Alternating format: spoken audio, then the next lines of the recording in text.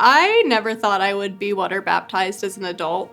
I was raised Catholic and I was baptized as a baby, and I figured that was enough. I've already accepted Jesus into my heart, so a water baptism just seemed kind of pointless to me.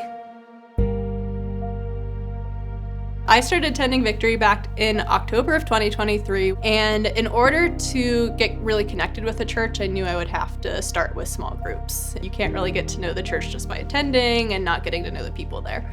So I joined the small group called Essentials, which just teaches you about the general knowledge of what Victory preaches, which I thought would be helpful for me to know. My small group leader was there, and he was absolutely amazing. Had a lot of the similar struggles with the Catholic faith that I experienced. I also learned that he didn't really want to get water baptized at first either, because he knew he had been baptized as a baby. And hearing his testimony and hearing his story about how he made that decision to be water baptized as a proclamation of his faith as an adult was really incredible for me, and is something I pondered for a long time. I still said, I'm not going to do that myself, but I think it's interesting that he was able to do that despite being Catholic. I came to church one random weekend. I had started to attend pretty regularly, and it was a weekend when I was feeling pretty stressed out about some stuff in my personal life. It happened to be a water baptism weekend, and normally I honestly leave whenever the water baptisms start, but I felt like I should stay for a bit, and I very clearly heard his voice so loud and clear saying, "You need to get water baptized." And I was making every excuse not to be. So one of my first excuses was that when I got water baptized, if I ever was planning to, I would have wanted my family to be there and other people so that I could make that proclamation.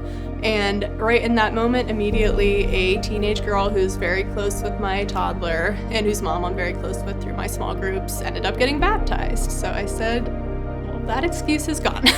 And then the next excuse I came up with was that I needed to take Holy Communion because it's been so long since I've been to a Catholic Mass. So I grabbed the communion and did all of the Catholic prayers over it. And still, after I took it, I heard that voice, "I told you to get water baptized." So then I think I thought I was out of time because I had been reasoning over and over again why I shouldn't go do this. And then they sang another song. So I figured, I guess I ran out of excuses and I should probably go do this.